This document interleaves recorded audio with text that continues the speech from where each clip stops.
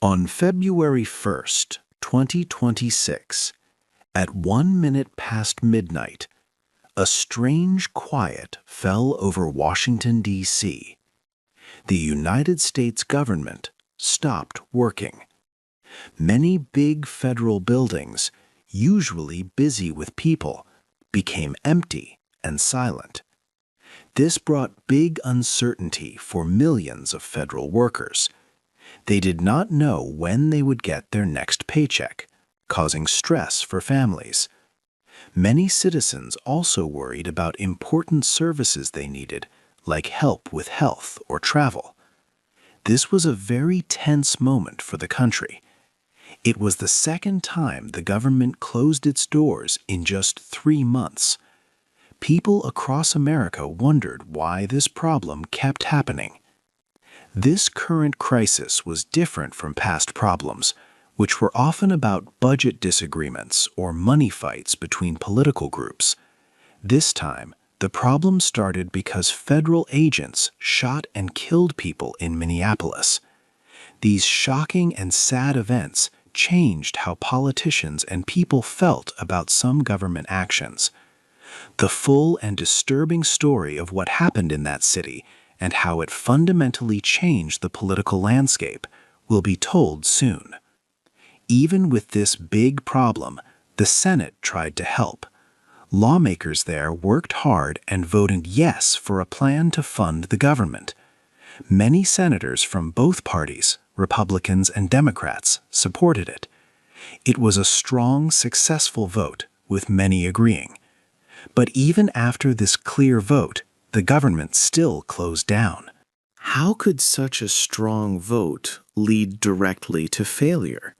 The answer came from a clever political maneuver, a surprising move that almost no one expected. 2. A big problem in a city. The government shutdown, which started at the beginning of February, did not happen because of money. It began because of very serious events in Minneapolis. In that city, federal immigration agents took the lives of 2 American citizens. This shocked many people across the country. One of the citizens was Renee Nicole Macklin Good. She was 37 years old and a mother to 3 children. On January 7, 2026, an agent from Immigration and Customs Enforcement, or ICE, shot and killed her. Federal officials said the agent acted to save himself. They claimed Renee tried to use her SUV to run him over. However, videos recorded by people who saw the event showed a very different picture. The footage showed Renee's vehicle moving away from the agent. He then fired 3 shots, causing her death. After seeing the video, the mayor of Minneapolis, Jacob Frey, said the federal government's story was bullshit. He demanded that ICE leave his city immediately. 17 days later, on January 24th, another American citizen, Alex Jeffrey Preddy, was shot and killed. Alex was also 37 years old and worked as a nurse in an intensive care unit at the Minneapolis Veterans Affairs Hospital. Department of Homeland Security officials stated that Preddy came close to officers with a handgun. They said he reacted violently when agents tried to take it from him. This, they claimed, made an agent shoot him in self-defense. Again, multiple bystander videos told a different story. The videos showed Alex holding a cell phone, not a gun. He was trying to film federal agents who were pushing protesters down. An agent used pepper spray on him. Then other agents surrounded Alex on the ground, with some hitting him, before an agent fired a shot. Witnesses later swore in federal court that Alex had a camera, not a gun. Both Renee and Alex were U.S. citizens with no criminal records. These tragic shootings were part of a very large federal operation. It was named Operation Metro Surge. This operation sent 2,000 federal agents into the Minneapolis-St. Paul area. It was part of President Donald Trump's efforts to increase deportations during his second presidency. The operation suggested a much wider and stronger national strategy for immigration enforcement. Its impact went far beyond just Minneapolis. After these two American citizens died, Minnesota's Governor, Tim Walz, spoke very strongly about the operation. He said Operation Metro Surge was not simply law enforcement.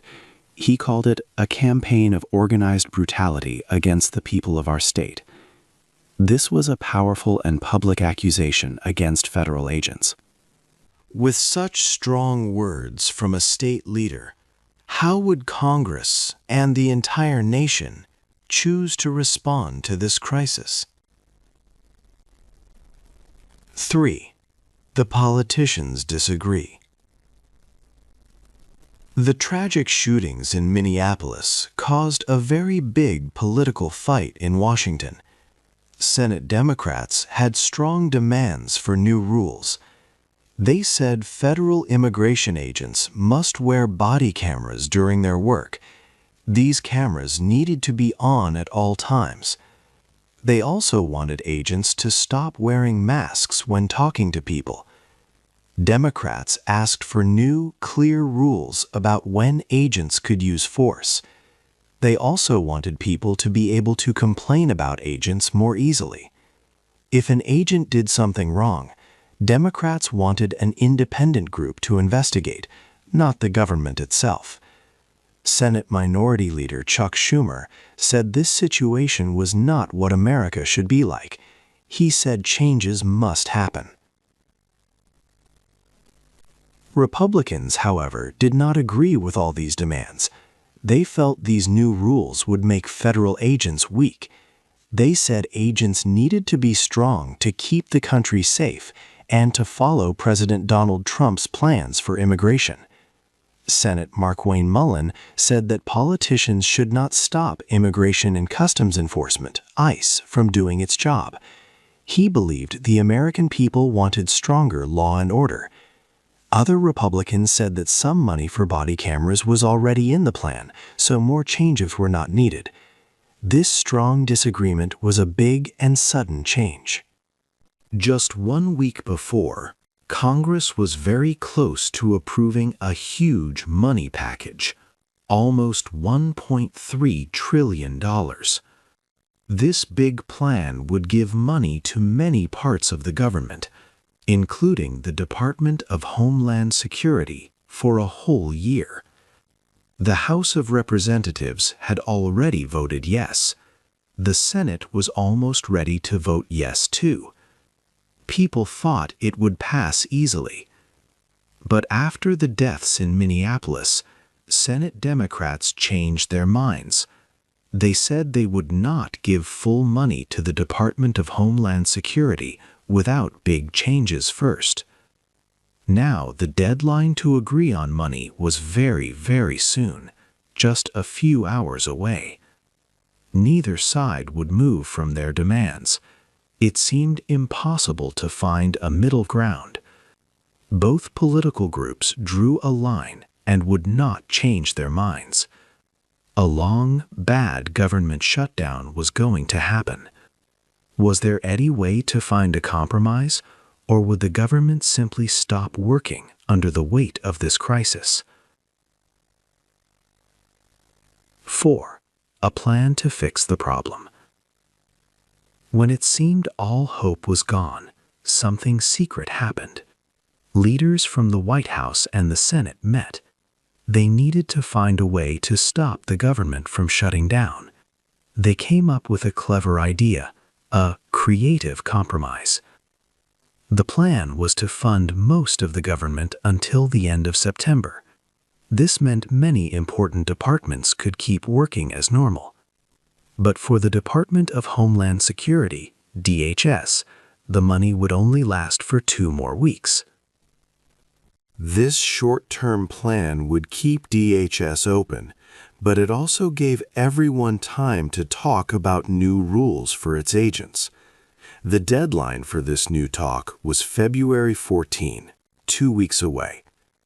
President Donald Trump publicly supported this New Deal. He posted about it, saying it was a good plan for both parties. It seemed like the way was clear for the government to stay open. However, a new problem quickly appeared. A powerful Republican senator, Lindsey Graham, put a hold on the plan. This meant he could stop the whole process by himself. Senator Graham had his own demands. He wanted a promise for a future vote on his idea to stop sanctuary cities. He also wanted a vote about protecting lawmakers' phone records from federal investigations. With only hours left before the deadline, the entire compromise deal now rested on one senator. People wondered why he was blocking it. Would his demands destroy the last best chance to avoid a shutdown? 5. The Senate says yes. The final hours in the Senate were filled with urgent activity. Senator Lindsey Graham, a powerful Republican from South Carolina, had placed a special hold on the government funding bill. This meant the bill could not move forward unless he agreed. He had two important demands. First, he wanted a promise for a future vote on his plan to end sanctuary cities. These policies limit how local police work with federal immigration agents. Senator Graham felt these cities made the country less safe. Second, he pushed for a vote on a rule known as the Arctic Frost Provision. This rule would protect lawmakers' phone records. It meant federal investigators could not get their phone data without telling them. This was a response to earlier events where investigators had tried to get such records. Senate leaders, including Majority Leader John Thune, quickly began talks with Senator Graham. The clock was ticking towards the midnight deadline. Graham told reporters he felt federal agents needed support, especially after the events in Minneapolis. He wanted to make sure his concerns were heard. After intense, last-minute discussions, he received commitments for votes on his issues. Finally, Senator Graham lifted his hold. This opened the way for the Senate to vote. The funding package, designed to keep most of the government running, passed easily. The vote was 71 in favor and 29 against. This showed strong support from both Democrats and Republicans. It was a rare moment when both parties agreed on a big issue. Only 5 Republicans voted no: Senators Rand Paul, Ted Cruz, Mike Lee, Ron Johnson, and Rick Scott. The Senate had succeeded. They had found a way to avoid a full shutdown for most of the government. However, the feeling of victory was short-lived. A major problem became clear. The House of Representatives was not in session. House members had left Washington for the weekend. They were not scheduled to return until Monday, February 3rd. Because the House was gone, there was no way for them to vote on the Senate's bill before the deadline. This meant that even with the Senate's efforts, the government would still shut down. Was the House's absence an oversight, or was it a planned move in the complex political game? The answer would soon become clear. 6. A new problem appears. The good news from the Senate did not last long. The United States government officially shut down at 12:01 a.m. on Saturday, February 1, 2026. The main problem was the House of Representatives. The House was not in session. Its members were home for the weekend and not scheduled to return to Washington until Monday, February 3rd. This timing made a temporary stop in government operations sure to happen. The Senate had worked hard to pass a funding deal with wide support. Many people hoped the House would quickly approve this deal once members returned. House leaders first thought they could use a special fast process on Monday. This process would need 2/3 of all votes to pass the bill quickly. This would end the shutdown fast, possibly by Monday night or Tuesday morning. However, on Saturday, a new problem appeared.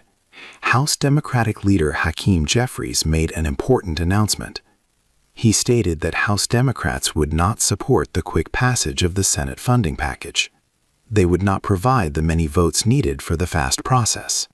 Mr. Jeffries and his party felt that the 2-week funding extension for the Department of Homeland Security was not enough. They believed it did not truly address the lawlessness seen from immigration agents.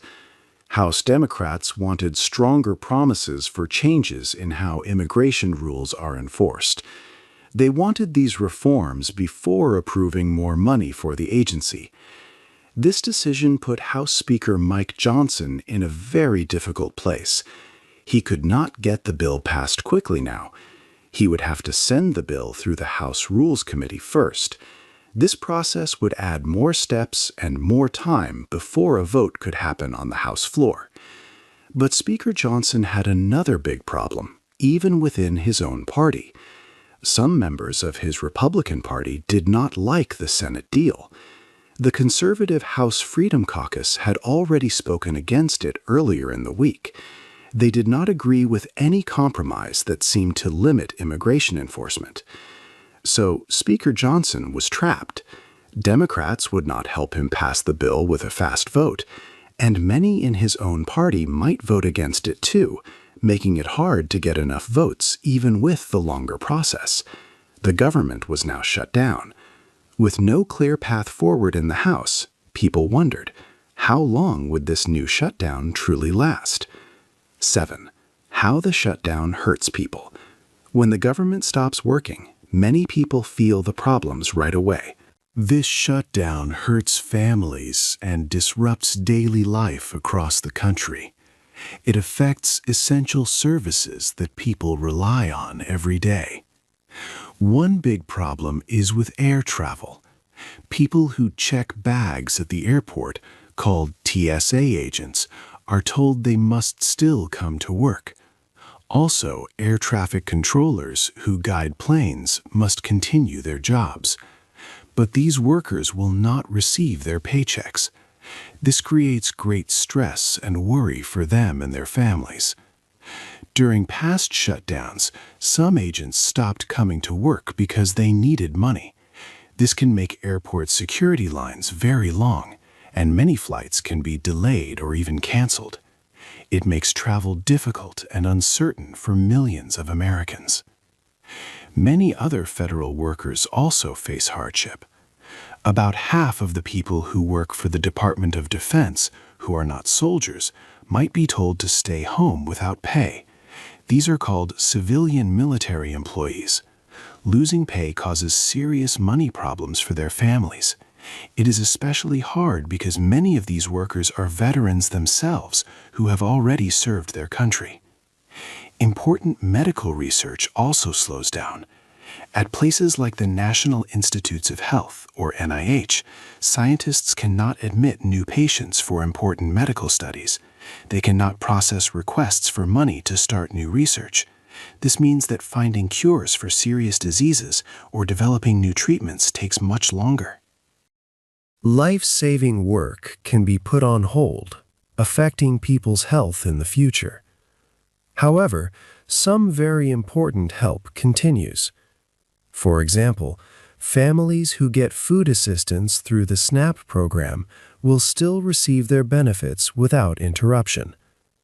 Money for veterans care, including hospitals and other services, also continues without problems. Programs that help pregnant women, babies, and young children, WIC, are also safe. These vital services already received their funding for the year, so they are not affected by this shutdown. Also, Social Security and Medicare payments, which many older Americans rely on, continue to be paid normally. Still, hundreds of thousands of federal workers and millions of citizens who need other government services are now facing uncertainty and trouble. This kind of problem, where the government stops working because political leaders cannot agree on how to fund it, is almost unique to the United States among developed nations. Most other countries have laws that keep the government running even when there are disagreements. When politics stops the government from providing essential help and services to its people, it causes real pain and fear. Many people begin to wonder, is the way America's government is designed causing too many recurring problems for its citizens? 8. A look to the future. The government shutdown made many people think about why these things happen in America. The United States is almost alone among big countries in having government shutdowns often. This is because of a law called the Anti-Deficiency Act. This law says that government agencies cannot spend money if Congress has not approved it. If lawmakers do not agree on money by a certain time, then parts of the government must close. Also, deep political differences make it hard for politicians to agree. Today, political parties are very far apart in their ideas. This means that even a small group of lawmakers can stop important funding bills. They use this power to get what they want for other laws, even if it causes problems for everyone. Now, everyone looks to the next important date, February 14th. This is when the 2-week funding for the Department of Homeland Security ends. Before this date, leaders must find a way to agree on new rules for immigration agents. Democrats want big changes after the sad events in Minneapolis. They say they will not approve full funding without these changes. House Speaker Mike Johnson has a very difficult job. He leads a party with only a small number of seats more than the other party. He needs to get enough votes from his own party and possibly some Democrats to pass a bill that will make both sides happy. This is hard because some Republicans do not want to change anything about immigration enforcement. President Donald Trump's views will also be important, as his administration's actions and policies were a main reason for the demands for change in the first place. These shutdowns hurt the country a lot, not just the government itself. They cost billions of dollars for the economy and create big problems for millions of federal workers and their families. Many workers do not get paid, and important services stop. These events also make people trust their government less and less. Each time the government closes, even for a short time, it shows that the American system has trouble doing its basic job. This looks bad to the rest of the world and makes the country less stable over time. It is a big question for American democracy. Can politicians find a way to work together better? Or will these shutdowns keep happening, making problems for everyone? What do you think is the biggest challenge for the U.S. government in avoiding future shutdowns? Hey there! Just a second before you go. If you learned something new today, please give this video a like, write your thoughts in the comments, and subscribe to the channel. It only takes a second, and it really, really helps to create even better English videos for you.